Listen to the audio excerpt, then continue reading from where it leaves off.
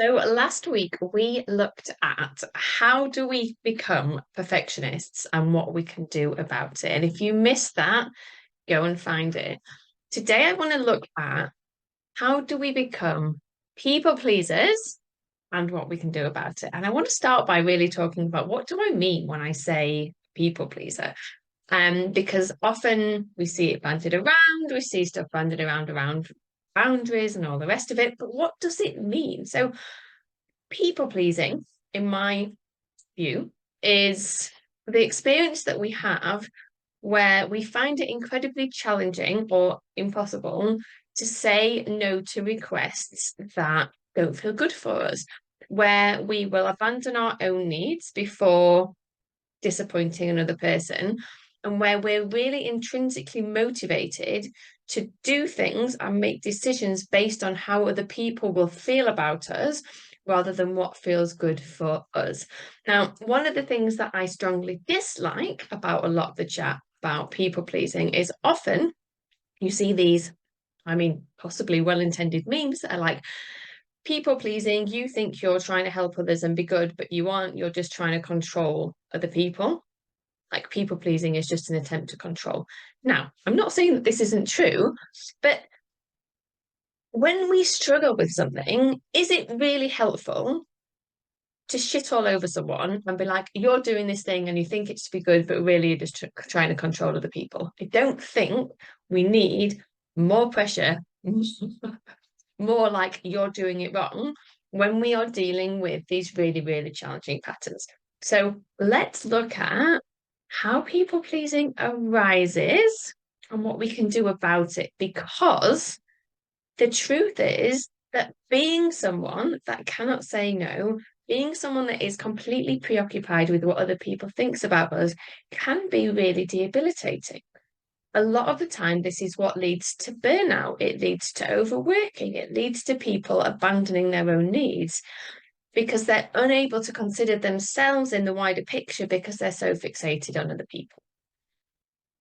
And so people pleasing from a kind of trauma nervous system perspective is also called fawning. It's the fawn response, okay? It's that inability to really express yourself.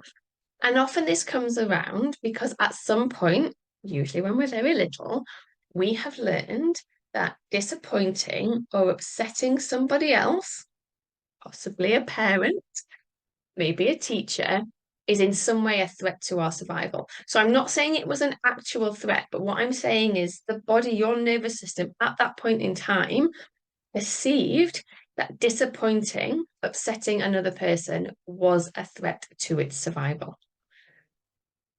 And so in order to manage that, you learn incredibly quickly to abandon yourself and abandon your own needs. Another reason why this comes about is maybe you learn very early on that your needs don't matter. If you come home from school and you've had a hard day and you're crying, and a parent says to you, just get on with it, life's hard, what are you crying for? And you aren't comforted, you learn very quickly again that your own needs don't matter, or that your own needs won't be met. And so actually it's less painful not to have any. Okay, so we learn to not have needs. People who have parents who are emotionally distressed, parents that go through divorce, often end up becoming the parent to their parents very, very early on. They learn that their role is to care for mum or to care for dad. Mum and dad aren't caring for them in the way that they need. And all of this stuff kind of like mixes in together so that that preoccupation is always on, what does this other person need? And it's how we become constantly hypervigilant. What does this person need? Is this person upset with us? What do they think about this? What's going on? Very, very, very stressful experience to live with as a pattern, okay? And where we became that parent figure when we were very young, we become the parent figure as well as adults. So we're constantly trying to look after somebody else. Often, people with these tendencies, they're not sure about who they are. So ask that question of like, who are you? What do you want? What do you need? They're like, I've got no idea. I'm complete, like, I've lost myself in the process. I don't know my wants. I don't know my needs. I don't even know how to start to think about what I might want and need because it's so foreign. That skill just is not there. Okay. Unable to say no. And there's just lots and lots of different things that come together that make life very, very challenging. People who tend to people please also often have to put up with quite a lot of shit because the idea of conflict or disagreeing with someone, again, it's excruciating. It is seen as a threat to survival. And so in that situation, you're going to avoid conflict, but it means that you're also going to put up with behavior that just is not okay. And we want to have an absolute ton of compassion for ourselves that this is one of our patterns because you learn to be this way in order to protect yourself.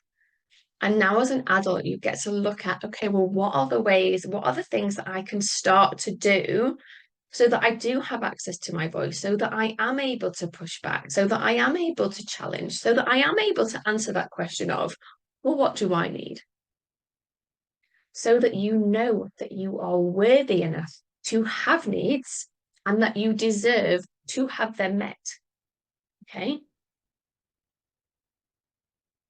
And a lot of the work that is required in order to be that way and to get to that space is to create within you the ability to feel comfortable to be your own independent self. So where you are no longer reliant on what another person thinks or says about you to create your self-worth and your value, you then know that you are valuable no matter what. So we're not so reliant on external people, external validation, people telling us that we're good, people giving us all of the ticks. We are just comfortable in our own skin. Then it becomes more available to say to someone, well, I don't want to do that, or I don't want to do this, because the fact that they might disagree or be upset no longer feels like, oh, well, shit, because if they don't think well of me, then I'm worthless, I'm valueless. Like my survival is at risk, which it may have been when we were kids, reliant on our parents to think a certain way of us. Okay. So creating that system that is able to say, no, I don't want to do that, or this isn't okay, is such a great way to start to break this pattern so that you can learn to express your wants and your needs and to access healthy conflict, to assert what you want. And if you want the simplest, easiest, most basic way to start working with and working through this pattern, it's to ask yourself multiple times a day, what do I need? And you can start super, super easy with this. You might just, what do I need in the context of, am I warm? Am I cold? Am I hungry? Am I thirsty? Do I need to go to the bathroom? And you just start to notice that, okay, oh, actually, I'm a little bit cold. Oh, actually, I do need to go to the bathroom. Oh, maybe I am a little bit thirsty. Oh, it has been a while since I ate. Maybe let me go and get some food. And you start to meet those very basic needs. And slowly, slowly, slowly over time, you start to build up that muscle. And before you know it, it will then become more available when someone says, oh, can you look after the kids this weekend? To be like, no, sorry, I've got plans. I'm not saying you get there without it feeling a little bit, you still might feel a bit to say it, but it's going to start to become available to recognize what you need. It's like, oh, actually, I'd love to look after the kids, but I'm exhausted. I really need to take care of myself this weekend. Ask me another time. So, quick overview there of how we become people pleasers. Please do not shame yourself if this is something that you experience. Just remember that you are doing this in order to connect with other people, in order to attach to other people. This is a survival pattern that you had to evolve, create, use, whatever it is I'm trying to say, in order to survive or to perceive your ability to survive when you were very, very little. So just starting now to nudge into what do I need is a great way to start to work through this. You know where I am if you have any questions, if you would like to work through this stuff. And if you aren't following me or subscribed or however you're engaging in this, make sure that you do so that you never miss one of these videos, because there's going to be lots of these coming out regularly from now on to really help you to start to create more awareness and to tap into and start to move through some of these more challenging patterns. Take care, and I will see you next time.